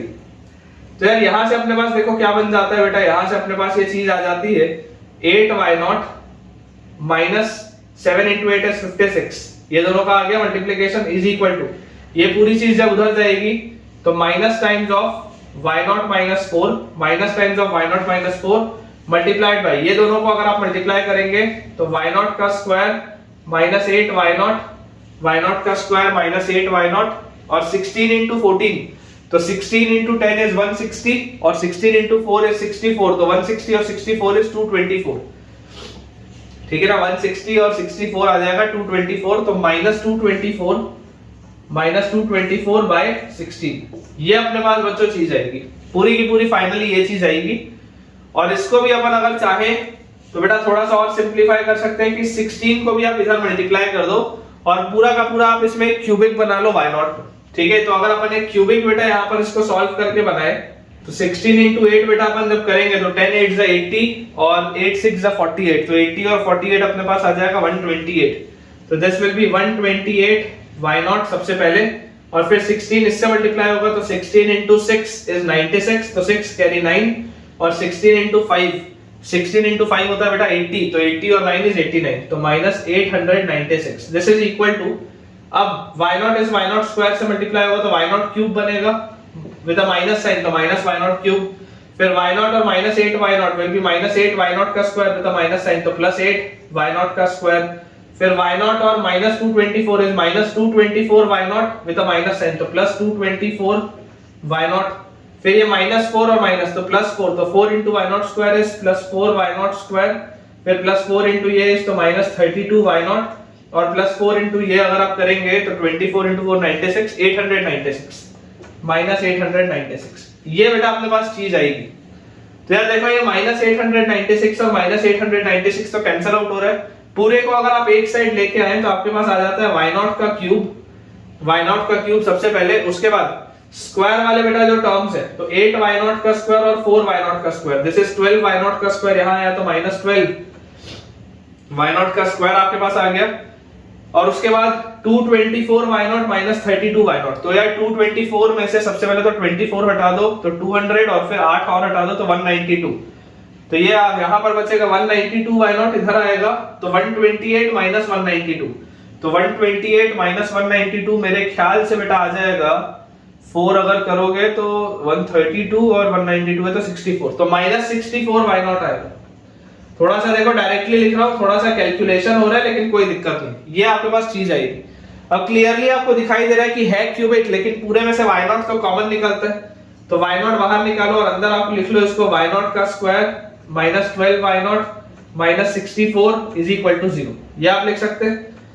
तो यार यहां से अगर बेटा मैं इसको सॉल्व करूं तो यार मुझे एक चीज दिखाई देती है कि 64 अगर मुझे लेके आना है तो 64 लाने के लिए आप 16 × 4 बोल सकते हो, तो ये आप लिख लोगे y0 का स्क्वायर -16y0 plus 4y0 minus 64, this is equal to 0। आगे यहाँ पर y0 भी है, तो इसको बेटा अपन ऐसा करते हैं, इतने हिस्से को बस थोड़ा सा क्लियर करते हैं क्योंकि अपने को अभी x0 भी निकालना बचा है।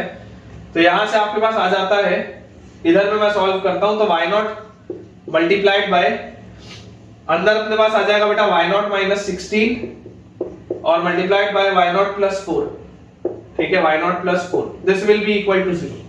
ये चीज आ जाएगी बेटा अपने को, देखो y0 कॉमन लोगे तो y0 माइनस 16 और प्लस 4 लोगे तो ये, तो यहां से बेटा आपके पास y0 की वैल्यू आ जाती है या तो 0, या y0 की वैल्यू आ जाती है -4, या y0 की वैल्यू आ जाती है 16। तीन पॉसिबल वैल्यूज आ रही है y0 की, तीन पॉसिबल वैल्यूज। और उसके बाद अपने अगर आप x0 बोलोगे तो x0 की वैल्यू देखो कितनी आ जाएगी, y0 को 0 रखते ही ये 0, फिर अगर आप y0 को -4 रखोगे तो -4 का स्क्वायर इज 16 और -4 into -8 इज 32, तो 16 और 32 होता है बेटा 48/16 इज 3, और अगर आप यहाँ पे 16 रखोगे तो 16 का स्क्वायर -8 into 16, तो दोनों में से 16 बाहर, तो 16 - 8 और बाय 16 से 16 कटा, 16 - 8 आएगा यहाँ पे। तो आपके पास बेटा देखो जो तीन कोऑर्डिनेट्स आ रहे हैं दैट इज 0,0, फिर सेकंड कोऑर्डिनेट आ रहा है 3,-4 और थर्ड कोऑर्डिनेट बच्चों अपने पास आ रहा है 8,16। और ये चीज वैसे भी आप जानते थे कि बेटा पैराबोला में मैंने आपको ये बात पढ़ाई है कि किसी एक पॉइंट से किसी एक पैराबोला पर तीन अलग अलग नॉर्मल डालना पॉसिबल होता था, जिसको आप को नॉर्मल पॉइंट्स बोलते थे, याद करिए वही सवाल। कोऑर्डिनेट ज्योमेट्री में जब कोनिक सेक्शन में पढ़ा रहा था, जब बेटा मैंने पैराबोला आपको पढ़ाया था, तब मैंने आपको ये चीज बताई थी, आप इस पे थोड़ा सा ध्यान दीजिए। मुझे पहले से पता था कि इसके तीन आंसर आएंगे, क्योंकि अगर आपने ये बोला है कि fit of normal drawn from the point 14,7, तो आप किसी भी एक्सटर्नल पॉइंट से जब पैराबोला पर नॉर्मल डालेंगे तो आप तीन नॉर्मल डाल सकते हैं। तो अगर तीन नॉर्मल डाल सकते हैं मतलब कि आपके पास फिट ऑफ नॉर्मल के तीन कोऑर्डिनेट्स आएंगे, 0,0 बिल्कुल सही है, फिर 3,-4 अगेन बिल्कुल करेक्ट है, और लास्ट इज 8,16। ठीक है, ऐसे सवाल भी बेटा आ जाते हैं जहां पर चैप्टर्स की मिक्सिंग होती है, तो थोड़ा सा अपने को प्रिकॉशन लेके चलना है। नेक्स्ट बेटा अपने पास सवाल लिखा हुआ है, find the equation of the tangent, find the equation of the tangent, find the equation of the tangent, find the equation of the tangent to the curve, to the curve, find the equation of the tangent to the curve x² plus y² minus 2x minus 4y plus 1 equal to 0। Clearly आप देख सकते हैं कि बेटा circle का equation दिया हुआ है, तो +1 is equal to 0 which are parallel to the x-axis, which are parallel to the x-axis, parallel to, which are parallel to the x-axis। ये अपने पास बेटा सवाल दिया, ठीक है। देखिए बोला जा रहा है find the equation of the tangent to the curve. अब बेटा अगर आपको टैंजेंट बताना है which is parallel to the X axis, तो सबसे पहले तो आप उसका स्लोप निकालिए।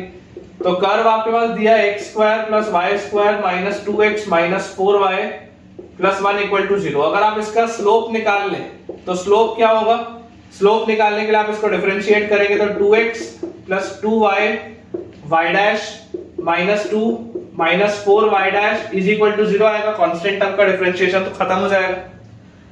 पूरे में यार मुझे 2 का फैक्टर तो कॉमन दिख रहा है, तो 2 का फैक्टर तो आप बेटा कॉमन लेके काटो, 2 के फैक्टर को आप कॉमन लेके कट करिए। तो यहां से आपके पास देखो y y' -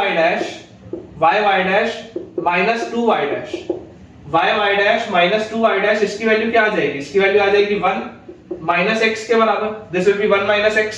तो यहां से बच्चों y' की वैल्यू अपने पास आ जाती है 1 - x अपॉन y - 2। y' की वैल्यू अपने पास आ जाती है 1 - x upon y - 2।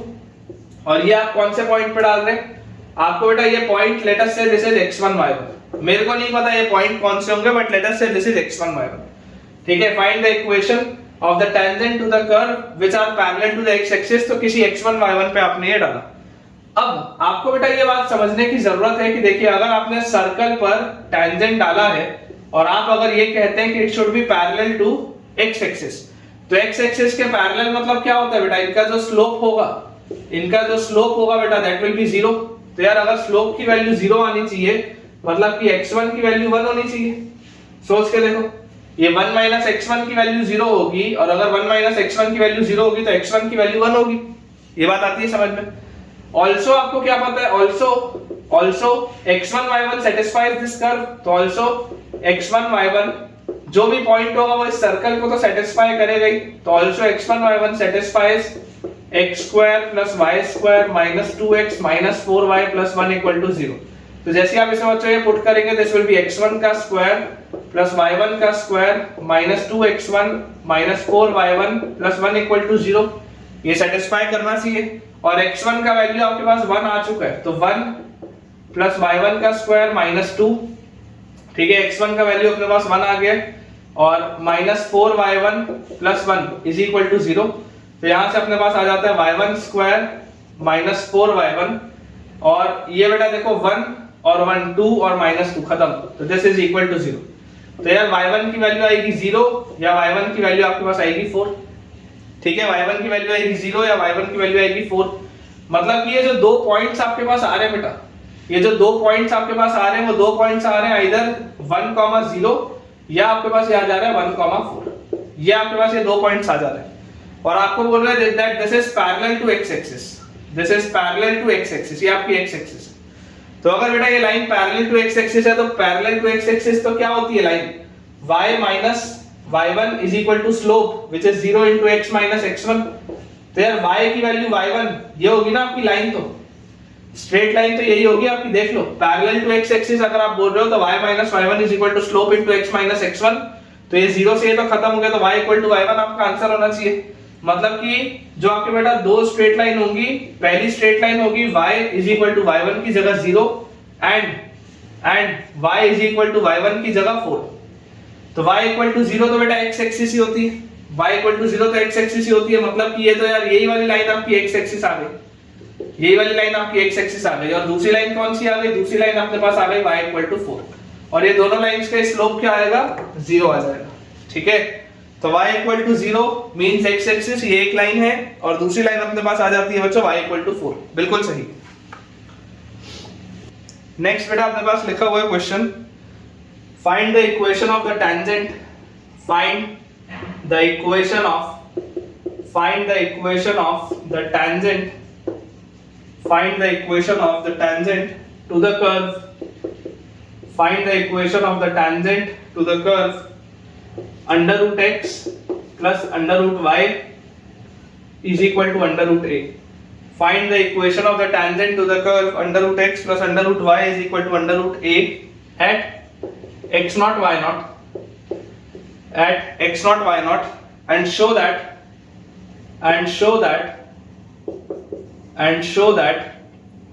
the sum of its intercepts, and show that the sum of its intercepts, the sum of its intercepts, and show that the sum of its intercepts on the axis is constant, on the axis is constant, on the axis is constant and equal to a, and equal to a। ये अपने पास बच्चों सवाल लिखा है, ठीक है, क्या लिखा हुआ है देखो दोबारा रीड करते हैं। Find the equation of the tangent to the curve root x plus root y equal to a at x not y not, इस पे आपको टेंजेंट का इक्वेशन बताना है, and show that the sum of its intercepts on the axis is constant which is equal to a।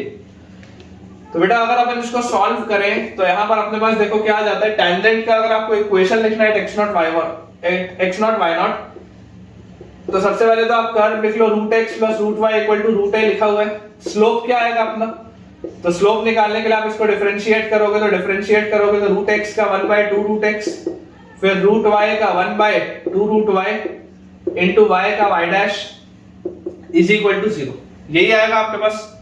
तो यार यहां से ये 1/2 और 1/2 तो हट गया, तो y डैश की वैल्यू अपने पास आ जाती है -1/रूट x1 या -1/रूट x और इनटू रूट y, ठीक है, और ये अपन ने निकाला है x नॉट y नॉट, तो y डैश अपने पास आ जाता है minus root over y naught by x naught, ठीक है, minus root over y naught by x naught, ये अपने पास बच्चों पूरी की पूरी चीज आती है, ये स्लोप है।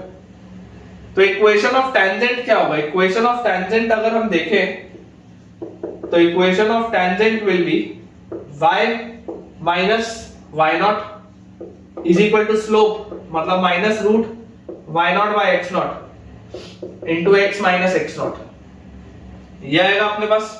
ठीक है, इक्वेशन ऑफ टेंजेंट। तो आपको बोला जा रहा है find the equation of tangent, तो ये रहा बेटा इक्वेशन ऑफ टेंजेंट। इसको अगर आप थोड़ा सा क्रॉस मल्टीप्लाई करके सॉल्व करना चाहें तो आप इसको सॉल्व कर सकते हैं। देखिए आपके पास क्रॉस मल्टीप्लाई अगर आप इसको करके सॉल्व करेंगे, ठीक है ना, और at x naught y naught आपको बोल रहा है तो ऑल्सो आप यहां पर बोल सकते हो also root x naught plus root y naught is equal to a, also root x naught plus root y naught is equal to a, क्योंकि ये इसको सेटिस्फाई करेगा equation of tangent to the curve at this point. तो इसको अगर हम simplify करें तो हमारे पास आ जाता है root x naught into y, root x naught into y minus root x naught into y naught, minus root x naught into y naught is equal to minus x into root y naught is equal to minus x into root y naught, और उसके बाद आ जाएगा plus x naught into root y naught, plus x naught into root y naught. ये बेटा अपने पास चीज आती है। तो यहां से आप लिख सकते हैं root x naught into y plus x into root y naught is equal to root x naught into y naught plus x naught into root y naught. RHS को बेटा ध्यान से देखो तो under root of x naught y naught अगर आप बाहर निकाल लो तो अंदर आपके पास बचेगा root y naught plus root x naught, ये आपके पास अंदर बचेगा। Under root of x naught y naught अगर आप बाहर निकाल लो तो यहाँ पर बचेगा रूट वाई नॉट और यहाँ पर बचेगा रूट एक्स नॉट, और ये root y naught plus root x naught तो क्या है, ए के बराबर, ये तो बेटा आपके पास ए के बराबर है। तो इक्वेशन ऑफ टेंजेंट हमारे पास आ जाता है y times root x naught plus x times root y naught is equal to a times root x naught y naught, और इसी को अगर आप सिंप्लीफाई और कर ले तो this will be y upon a times root y naught. देख लो this will be y upon ये बेटा पूरी चीज जब नीचे आएगी, एक सेकेंड, यहां पर आपके पास root x naught plus root y naught की वैल्यू बेटा रूट ए आएगी। ठीक है, this will be root a, ठीक है, this will be root a, तो ये आपके पास ऐसा आ जाएगा, यहां पर आप रूट ए लगा लो तो आपके पास आ गया y अपॉन रूट ए, और रूट एक्स नॉट से रूट एक्स नॉट कटेगा तो ये आ गया प्लस x अपॉन नीचे क्या आ जाएगा रूट ए, और y नॉट से y नॉट कटेगा तो root x naught, this is equal to 1। ये है बेटा आपके पास equation of tangent in the simplified form, यही इक्वेशन को मैंने ये लिखा। अब आपको बोला जा रहा है show that the sum of its intercepts on the axis, तो मैंने जानबूझ के इसको कन्वर्ट किया है x by x intercept plus y by y intercept equal to 1। तो x इंटरसेप्ट क्या आ जाएगा root a into root x naught, this is your x intercept, y intercept आ जाएगा root a into root y not.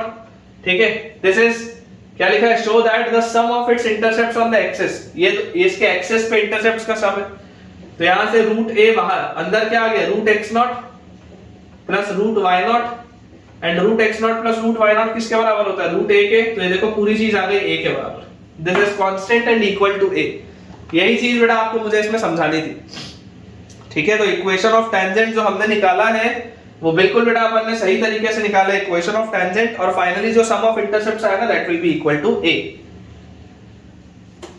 Next बेटा अपने पास सवाल लिखा हुआ है, find the point on the parabola, find the point on the parabola, find the point on the parabola y is equal to x minus 3 का square, find the point on the parabola y is equal to x minus 3 का square where the tangent is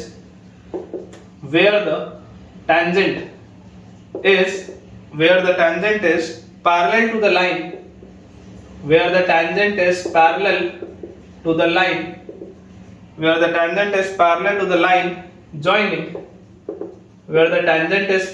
the line joining 3, 0 and 4,1।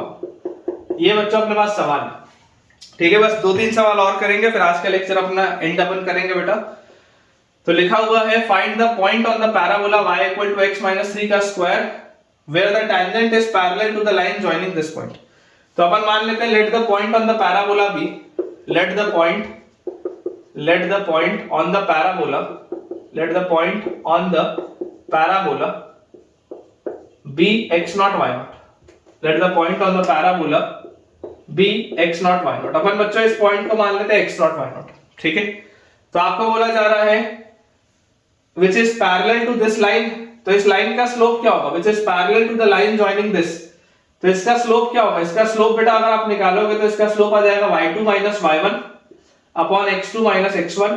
तो यार ये तो इसका slope 1 आ रहा है, इसका स्लोप तो 1 आ रहा है, मतलब कि अगर आप देखें find the point on the parabola this, तो हियर आपको एक चीज बच्चों पता है x0 y0 इसको सेटिस्फाई करेगा, तो y0 will be equal to x0 minus 3 का स्क्वायर। ये आ गया आपके पास पहला रिलेशन कि x0 y0 अगर उस पे पैराबोला पर लाई करता है तभी तो आप उस पे टेंजेंट डालोगे, इसका मतलब x0 y0 उसको सेटिस्फाई करेगा। This is your first relation.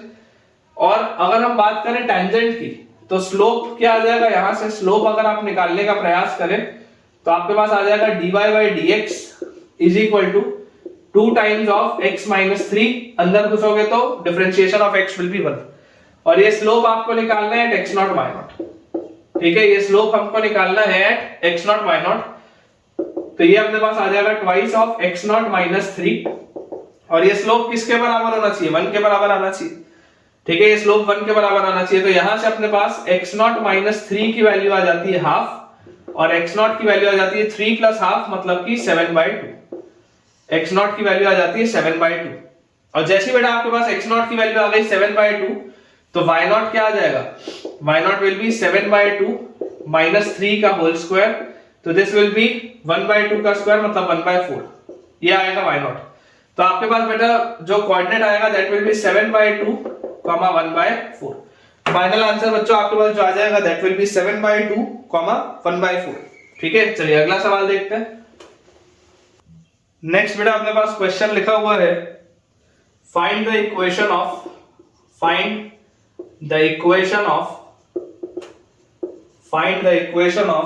the tangent to the curve, equation of the tangent to the curve, find the equation of the tangent to the curve y is equal to cos x plus y is equal to cos x plus y, जहां पर minus 2 pi is less than equal to x is less than equal to 2 pi, minus 2 pi is less than equal to x is less than equal to 2 pi, that are parallel to the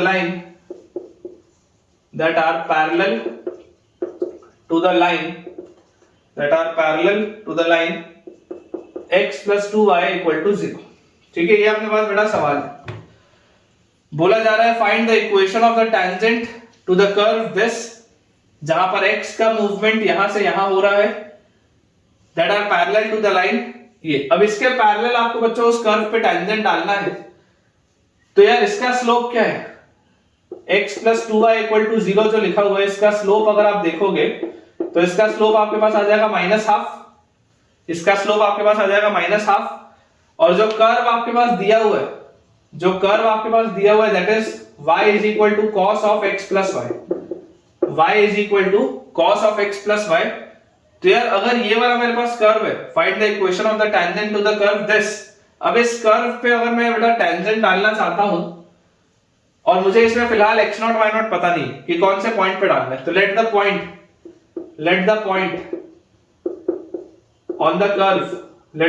on the curve be x0 y0। आप बच्चों curve पे जो points है उसको आप x0 y0 मान लीजिए, ठीक है, क्योंकि उसी पॉइंट पे आप टेंजेंट डालेंगे। तो यहां से अपने पास देखिए क्या आ जाएगा, स्लोप अगर मैं निकालूंगा तो पहला एक तो दिस इंप्लाइज, पहला रिलेशन तो आ जाएगा y0 is equal to cos of x0 plus y0, एक रिलेशन तो ये आपके पास आ जाएगा। और दूसरा अगर बेटा मैं इस कर्व को यहां पर सॉल्व अगर करूं तो डिफरेंशिएट करूंगा तो dy बाय dx, cos का डिफरेंशिएशन क्या आ जाता है, cos का आता है minus sine x plus y, और कंपोजिट फंक्शन अंदर घुसेंगे तो 1 प्लस dy बाय dx। ये हमारे पास बच्चों पूरी चीज लिखी है, ठीक है, ये अपने पास पूरी चीज लिखी हुई है। इसको अगर हम थोड़ा सा सिंप्लीफाई करें तो अपने पास आ जाता है dy bye dx is equal to minus sine times minus sine of x plus y, minus sine of x plus y, और minus sine x plus y into dy bye dx, minus sine x plus y into dy bye dx। ठीक है, इस तरीके से हम इसको लिख सकते हैं minus sine x plus y into dy bye dx। तो यहां से अपने पास आ जाएगा dy bye dx times 1 plus sine x plus y dy by dx is equal to 1 plus sine x plus y is equal to minus sine x plus y. तो यहां से dy बाई dx की value यहां से अपने पास आ जाएगी minus sine x plus y divided by 1 plus sine x plus y. ये आ जाएगा बेटा अपने पास, ठीक है। dy बाई dx की वैल्यू हमने निकाल ली और आपको बोला जा रहा है कि ये dy बाई dx किसके बराबर है? This slope is equal to minus half, this slope is equal to minus half. ये माइनस हाफ के बराबर होगा तभी तो देखो दोनों पैरेलल होंगी लाइंस। तो यार यहां से ये माइनस से ये माइनस गया तो आपके पास आ जाता है ट्वाइस ऑफ, हमारे पास आ जाता है twice of sine x plus y, twice of sine x plus y is equal to 1 plus sine x plus y, या मैं बोल सकता हूं कि sine x plus y is equal to 1। ये आएगा बेटा आपके पास सॉल्व होके, साइन एक्स प्लस वाई की वैल्यू आपके पास आ जाती है 1। अब अगर बच्चों sine of x plus y की वैल्यू मेरे पास 1 आ जाती है, ऑफ कोर्स बेटा आपको इस बात का ध्यान रखना है कि ये dy बाई dx आप निकाल रहे हैं x नॉट y नॉट, ठीक है ना। ये dy बाई dx आप x नॉट y नॉट निकाल रहे हैं तो यहाँ पर x नॉट y नॉट आप लगा सकते हैं। तो sine x naught plus y naught की वैल्यू आपके पास आ जाएगी 1। और जैसी बच्चों ये चीज अपने पास आ गई तो यहां से आप देखो क्या बोल सकते हो, अगर आप दोनों साइड स्क्वायर कर लोगे तो आपके पास आ जाएगा cos of x naught plus y naught will be equal to 0। Square करके आप इसको बेटा सिंप्लीफाई कर सकते हो, साइन स्क्वायर को 1 माइनस कॉस स्क्वायर, और उससे आप सॉल्व करोगे तो cos of x naught plus y naught आ जाएगा 0। Sine of x naught plus y naught आपके पास था 1, ठीक है। ये अपने पास 1 आ रहा है, ये अपने पास 0 आ रहा है। और आपको ध्यान रखना है कि आपने बीच में स्क्वायर किया है तो जब भी हम स्क्वायर करते हैं तो कुछ एडिशनल आंसर्स आ जाते हैं, ठीक है ना। जब भी हम स्क्वायर करते हैं तो बेटा कुछ एडिशनल आंसर्स आ जाते हैं, इसलिए आपको क्रॉस चेक करना पड़ेगा, ठीक है ना। आपने यहाँ पर स्क्वायर किया है, आपने यहाँ पर बच्चों स्क्वायर किया है तो final answer must be cross checked, final answer must be cross checked. ये बहुत जरूरी है, final answer must be cross checked. अब अगर बच्चों मेरे पास cos of x not y not, x naught plus y naught की वैल्यू 0 आ गई तो इसको आप जैसे यहां पर पुट करोगे तो cos of x naught plus y naught अगर 0 है तो therefore y naught will be equal to 0, y naught की वैल्यू 0 आ जाएगी। और अगर y नॉट की वैल्यू 0 आ जाएगी मतलब कि cos ऑफ x नॉट की वैल्यू 0 आ जाएगी, मतलब कि cos of x naught will be equal to cos of 0 को आप क्या लिख सकते हो 2n पाई, ऐसा आप इसको लिख सकते हैं। तो यार यहां से अपने पास देखो क्या आ गया, या इसको आप ऐसा लिख लो cos ऑफ पाई बाय 2 लिख लो, this is cos of pi by 2। तो आपके पास x नॉट आ जाएगा 2n pi plus minus pi by 2, ये आ जाएगा आपके पास x naught 2n pi plus minus pi by 2। अब देखो आपके पास x का वेरिएशन कहां से कहां है, माइनस 2 पाई से 2 पाई तक। तो आप जब n की वैल्यू 0 रखोगे तो आपको मिलेगा minus pi by 2 plus pi by 2, n का वैल्यू 0 रखते, और n का वैल्यू जब आप 1 रखोगे तो 2 पाई प्लस पाई बाय 2 तो आप ले नहीं सकते, n का वैल्यू 1 रखने पर आपको मिलेगा 2 पाई माइनस पाई बाय 2, और जब आप n का वैल्यू माइनस 1 रखोगे तो माइनस 1 रखने पर minus 2 pi minus pi by 2 तो आप ले नहीं सकते, तो आपको मिलेगा minus 2 pi plus pi by 2। ये 4 वैल्यूज आपको बच्चों मिलेंगी, ये 4 वैल्यूज x नॉट की। तो यहां से आपके पास possible values of x naught क्या आ गई, minus pi by 2 plus pi by 2, 3 pi by 2, और उसके बाद आ जाएगा आपके पास माइनस 3 पाई बाय 2। ये अपने पास पॉसिबल 4 वैल्यूज आ रही है। आपको बेटा यहां पर देखो स्क्वायर करने के पहले आपको क्रॉस वेरीफाई करना जरूरी है कि उसके लिए सेम है या नहीं। तो साइन का कर्व कैसा होता है, साइन का कर्व इस तरीके का होता है हमारे पास। देखो y नॉट तो 0 है, y नॉट 0, तो साइन की वैल्यू x नॉट पर 1 होनी चाहिए। आप ध्यान से देखो, जब आप इसको बेटा वैल्यूज को वेरीफाई करोगे, मैंने लिखा है ना स्क्वायर जब भी आप करोगे आपको हमेशा क्रॉस चेक करना जरूरी है। y नॉट तो 0 है, मतलब साइन ऑफ x नॉट की वैल्यू 1 होनी चाहिए। तो साइन की वैल्यू 1 कहां पर होती है बेटा, साइन की वैल्यू 1 सिर्फ एक बार यहां पे होती है, और इसके पीछे जब आप जाओगे तो इस तरीके से, और इधर जाओगे तो इस तरीके से। तो आपके पास इसकी वैल्यू 1 कहां पर आएगी, माइनस पाई बाय 2 पर इसकी वैल्यू 1 आएगी क्या, नहीं आएगी, ये रिजेक्ट होगा। पाई बाय 2 पर इसकी वैल्यू 1 आएगी, हाँ पाई बाय 2 पर इसकी वैल्यू 1 आ रही है। 3 पाई बाय 2 पर इसकी वैल्यू 1 आएगी क्या, नहीं, 3 पाई बाय 2 पर इसकी वैल्यू 1 नहीं आएगी।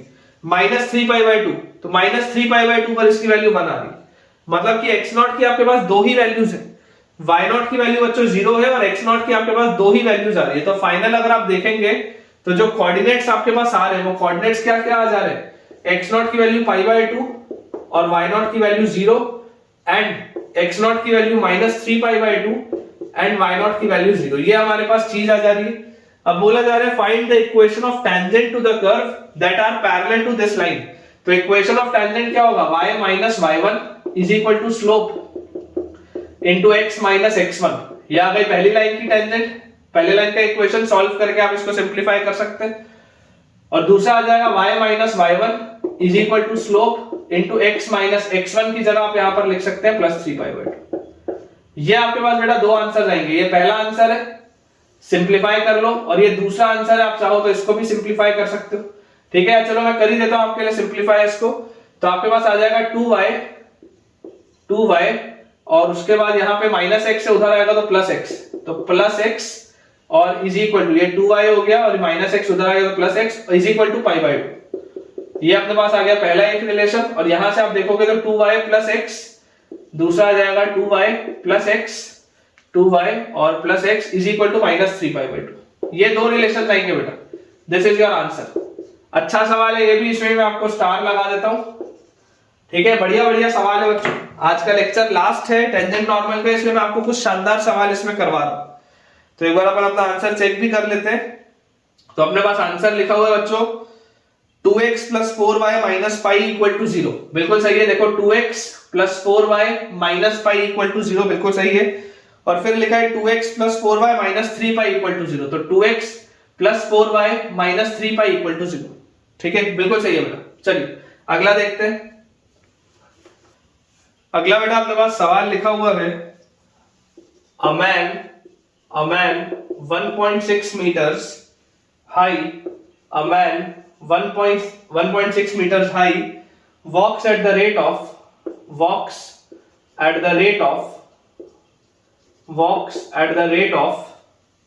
30 meter per minute, 30 meter per minute, walks at the rate of 30 meter per minute away from a lamp,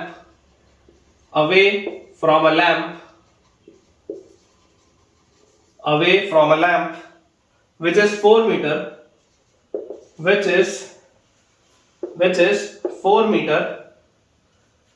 above the ground।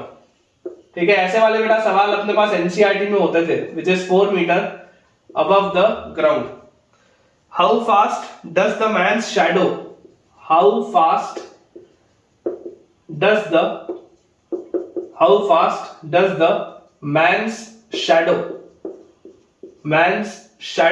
lengthens।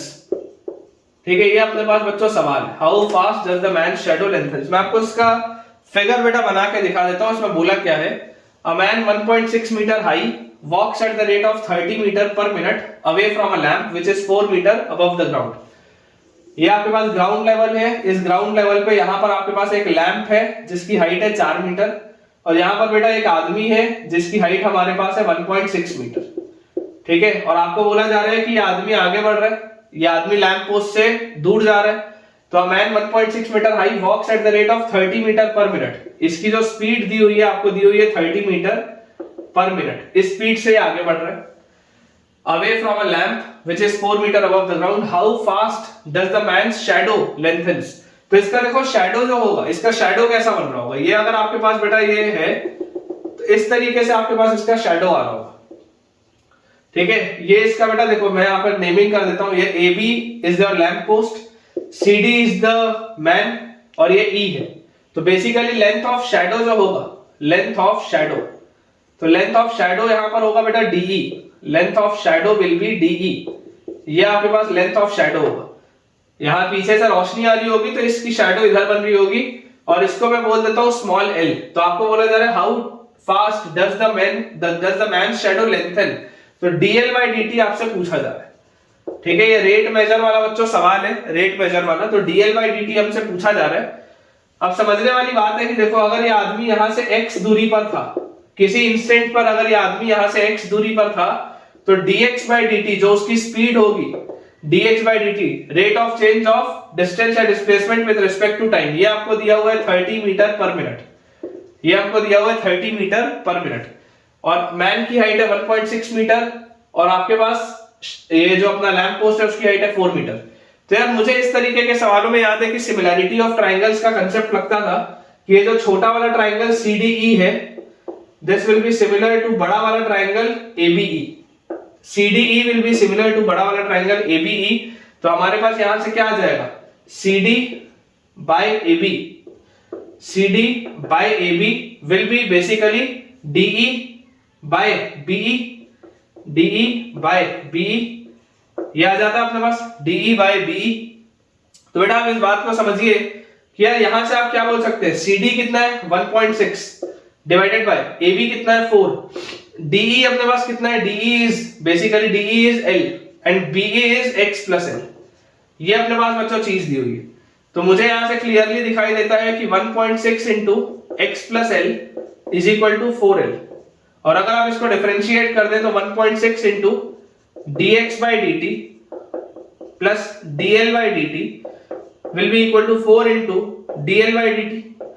और बेटा ये dl बाई dt मुझे निकालना है, dx बाई dt 30 दिया हुआ है, तो 1.6 into 30 plus dl by dt is equal to 4 into dl by dt। तो हमारे पास देखो क्या आ जाएगा, 1.6 into 30 is 48 plus 1.6 dl by dt is equal to 4 dl by dt। तो यहां से बच्चा अपने पास कितना आ गया, 4 minus 1.6 is 2.4 dl by dt is equal to 48। तो यहां से बच्चों आपके पास 2.4 को आप लिख सकते हो 24 बाई 10, 24 से 48 कटा तो 2, तो dl बाई dt की वैल्यू आ जाएगी 20 मीटर पर मिनट। मतलब कि उसका जो शैडो का लेंथ है, शैडो का लेंथ की लंबाई बढ़ रही है बेटा 20 मीटर पर मिनट के हिसाब से। ठीक है, शैडो के लेंथ की जो लंबाई है वो इंक्रीज हो जाएगी 20 मीटर पर मिनट के हिसाब से। तो ठीक है बच्चों, विद दिस हम अपने आज के लेक्चर के एंड पे पहुंच चुके हैं और मुझे बेटा पूरी उम्मीद है कि आपको आज का लेक्चर बहुत बढ़िया तरीके से समझ में आया होगा। और टेंजेंट एंड नॉर्मल में तो यार हमने बहुत महारत हासिल कर ली होगी, क्योंकि मैंने आपको बहुत सारे आज सवाल कराए। तो अगर आपको मेरे लेक्चर से कुछ भी फायदा हुआ है तो मुझे कमेंट्स में बताइए। और अगर आपको बेटा ये वीडियो पसंद आया हो तो इसे लाइक करें, चैनल को सब्सक्राइब करें और दोस्तों के साथ इस चैनल को और इस वीडियो को रेफर भी करें, ताकि उनकी पढ़ाई भी बहुत अच्छे तरीके से हो पाए। Thank you.